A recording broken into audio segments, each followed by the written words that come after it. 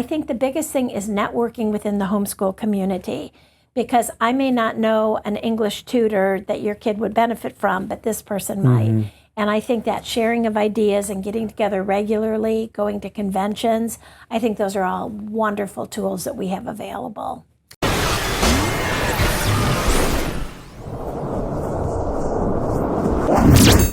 Hi, I'm Micah Clark with the American Family Association of Indiana. Thank you for joining us today. In the past several weeks, we've talked a lot about home education because we get a lot of parents who ask questions about this. Since COVID, a lot of families have considered alternative forms of education where their kids were at home and they've realized maybe I can do this, or maybe they have learned more about the state expanding vouchers. Maybe they've looked at different public school options or charter schools.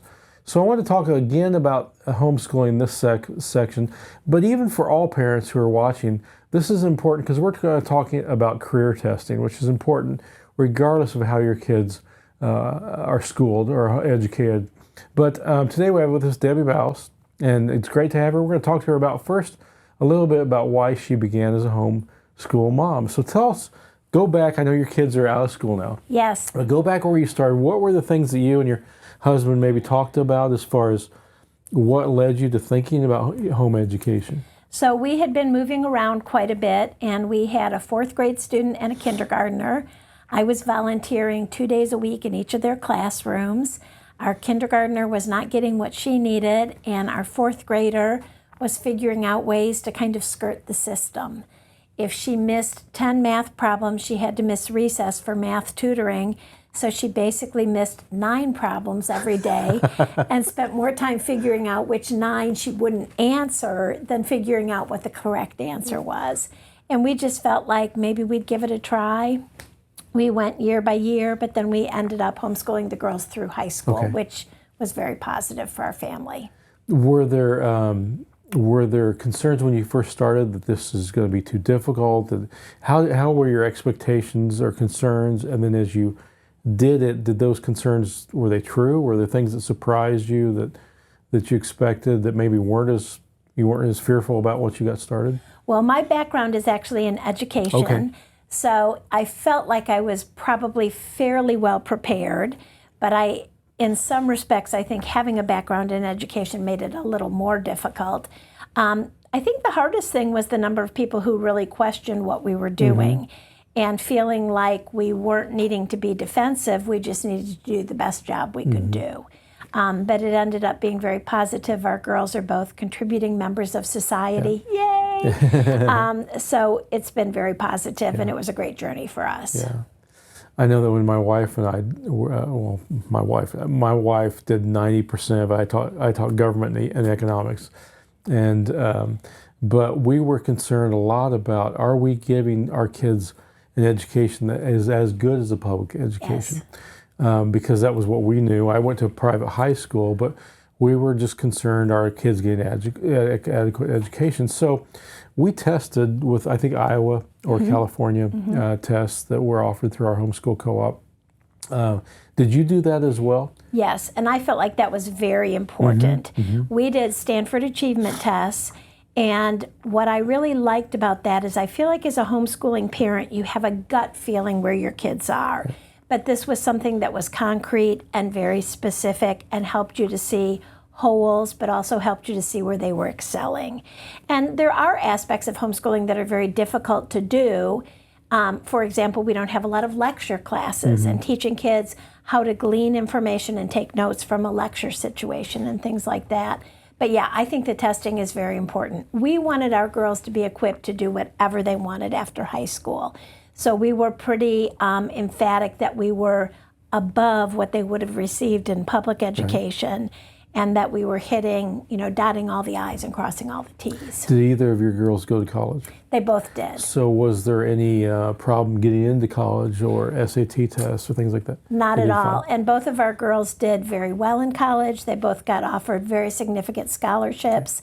Homeschoolers are typically self-learners. They don't need a lot of guidance from outside often. And yeah, both of them, very different routes. We have one that's a classical pianist and we have one that's a nurse practitioner. So very different routes, but they both got great educations. Now, the stereotype of homeschool students oftentimes is they win all the spelling bees. They know Latin, or they're off the charts educationally, but that's not true. I mean, all kids are different. You have kids who excel in tests and kids who are average. And I was telling you beforehand, my daughter was tested, and she tested slightly above average. Nothing wrong with that. That's me. But she works very hard. She gets very good grades. But we were concerned when she went to college. Had we inadvertently inflated her grades, or was she going to do as well in college as she did in high school? And what was interesting was she did actually a little better in college. So maybe we prepared her better. But the thing that we feared was that she would struggle in college, that we hadn't given her enough. But for both our kids, it turned out we were focusing on the things that they needed to know a lot more. And I'm a little concerned that a lot of kids, maybe in other education settings, aren't focusing on some of the basics that maybe a lot of homeschool parents seem to, because that's what they assume schools are teaching today. Right. I think critical thinking skills is a very important aspect. I think a broad range of education is very important. One of the things kind of to that point that I feel pretty strongly about is there is a lot of grade inflation out there. Because of what I do for my job, I run across a lot of students who have 4.0s or higher, and then the test scores don't reflect that. And granted, there are children who do not test well, but I feel like we are doing our kids a great disservice when we're giving them very inflated grades. For example, in high school, you shouldn't get an A in math if you've done your math test 3 times to get 100%. There needs to be a practicality that fits in there. Well, I want to get the transcripts in a minute, but I don't know where you're coming from on this. I'm just going to throw this out there because I don't know if this is as popular as it was. There was a time, again, my kids are in college right now, so 10 years ago, I heard a lot about something called unschooling, and it was almost as if we'll pull our kids out of public school, or we won't put them in public school, and they're going to kind of learn by osmosis. Now, I know the advocates of that maybe say that's not fair, but it seems to me like kids do need certain structure, and a lot of the homeschool curriculums mirror the Core 40, or they know what Indiana standards are. So was that your approach as well, as far as very traditional? Yes, we wanted our girls to be able to go to college wherever they wanted, whether that would be a private school or a public school. I think the Indiana Department of Education does an excellent job of publishing the requirements for high school graduation and the different diplomas that would go along above the Core 40. And that was just our goal, that our kids would have a very solid background, math, science, English, history. We are believers, and Christian worldview was extremely important to us. That was a big part of their education. But yeah, we tried to make sure that we fulfilled all of that and then some. Now, I know that you're not homeschooling your children anymore, but you've been an expert to various co-ops that you've worked with, and you're well known with career testing. But you've also taught, because I realized my wife went to one of your classes, about how you do transcripts. So we've talked in previous interviews about Indiana being a very free state. You have to do the 180 days at least. You have to keep attendance records. But you also have to keep a transcript for high school especially. How hard is that? How difficult is that? Was there any tips you would give parents about that? Because it is something they have to think about as kids, particularly getting into ninth grade. Yes. So I'd say the biggest hints are, first of all, you want to start that transcript their freshman year in high school. What happens before freshman year is not really reflected in the transcript. So you want to start that the freshman year. Again, Indiana Department of Education website is very clear what should be on the transcript. In Indiana, we do not use Carnegie units. We do 1 credit per semester for traditional classes. So if your son or daughter is taking English as a 9th grader, they would have a grade for first semester and a grade for second semester with 1 credit for each of those. Homeschool Legal Defense has great transcript templates, as well as IDOE is very clear on what should be included. But I think keeping that transcript going from the beginning is so much easier than trying to scramble their senior year and pull it Yeah, together. because you're going to miss things. Yeah. What are some of the other challenges in high school? I know that when we started, I was surprised that we went with the traditional curriculum. It's called Rebecca. People know that. And there's lots of them out there. But I think our daughter and son both did kindergarten in about 30 to 45 minutes. And I thought, what in the world are the schools doing for half a day or full day kindergarten? Now, we weren't doing recess and other things, but were there things that surprised parents when they do get to difficult times? What are some resources for parents if we mentioned co-ops, but if somebody's struggling with Algebra 2 or things like that, what's out there for parents? Because it seems to me like there's almost now a co-op in almost every county. There are a lot of co-ops, and I think you need to look at the co-ops to see if what they are offering is what your family needs. Some of the co-ops tend to be more socially oriented or field trip oriented. Some of them tend to be class replacement. Some of them tend to actually be like enrichment. So I think finding a co-op that not only are the people like-minded, but the classes that are being offered are things that fulfill what you are needing.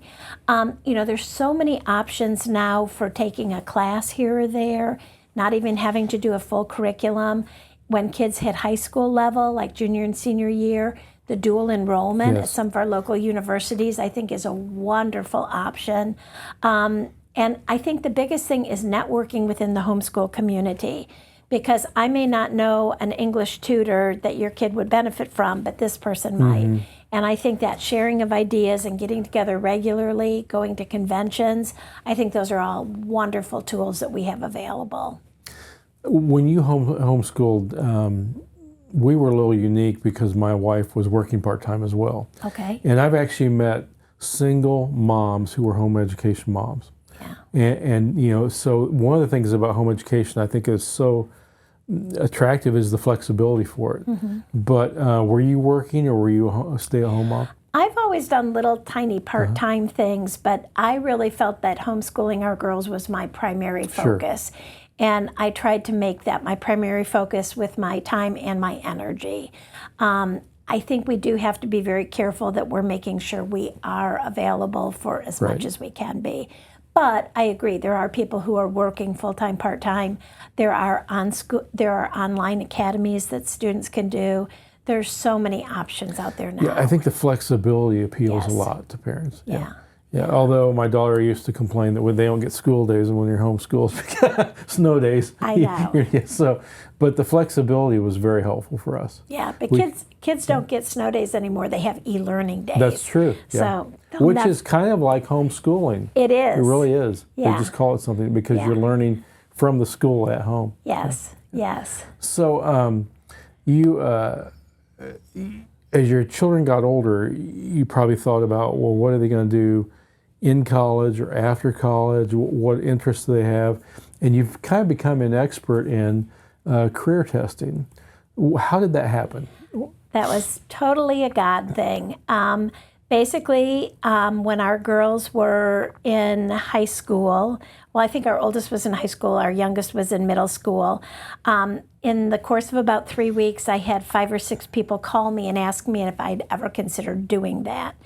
And it was kind of funny because the first phone call, I'm like, no, I've never thought about that. The second phone call, no. Third phone call, okay, am I supposed to be paying attention here? And I was very thankful. We had actually had our daughters go through interest testing with someone else. I was not in business then. And I felt like it was a very meaningful process, but the person we used was not very Christian friendly or homeschool friendly. So I kind of dove in a little bit, started looking at information. This is kind of a fun story, but to be accredited to do what I do, you have to have a master's degree and you have to have very specific classes as your master's degree. One of mine was a 500 level statistics course, which when I did my master's, I signed up for the wrong statistics course. I didn't sign up for statistics for educators. I signed up for a really hard one. I made it through by the skin of my teeth, fast forward about 20 years, and had I not taken that 500 level statistics course, I would have had to go back and take it before I was certified to do what I do. Wow. I know, which I never would have done. So Well, I was so thankful. That's good. That's the Lord's hand right there. It is. I'm going to talk in our next show a little bit more about what you do as a career tester. But as we wrap this up, this first interview, tell our audience why career testing is such a benefit, because we found it beneficial even beyond career. Yes. It tells you a lot about your child that you may not have known. But tell us why this interests you, and what are some of the benefits for people who are listening who maybe their kids are only in 6th or 7th grade, but as they get older, why is career testing so important? Well, I feel like it's very important because especially with our daughters, when they hit high school and we started looking at college, we began to question, are they really wired this way, or are they wired this way because we've told them they're wired this way? I think a college degree can be very beneficial, but the average price of college is $28,000 a year. And so we don't want to spend 2 years figuring out what we want to major in. Right. If you look at the College Board website, they list graduation rates for a bachelor's degree in 6 years. We planned on 4 years for a bachelor's degree. So knowing what your major would be and the direction you want to pursue is pretty significant. Yeah. Plus, you do learn a lot. Do I like working with people? Do I want to be more task-oriented, more people-oriented? Am I more of an analytical thinker or a creative thinker? And I think all of those are things that come out with job satisfaction farther down the road. Great. Yeah. Well, next time we'll talk a little bit more in depth about career testing, but I want to thank you for joining us today. Thank you. And thank you for all you do for homeschool families around Central Indiana and probably across the state with career testing. And I know you've advised a lot of parents on how to do things in high school for transcripts and those types of things. So thank you for joining us today. I appreciate it. We will come back next week and talk more about career testing. If you have questions about that, I had a couple people who messaged me on Facebook when Donna Rollins with Wisdom Builders was here asking about career testing. Well, your next show is going to be about that. But if there's anything that came up today that you have a question about, feel free to message me or email me at micah@afain.net. Just respond back to the email you received about this. We'd be happy to answer that or maybe address it in a future video as well. So again, I'm Micah Clark, American Family Association. Have a great weekend.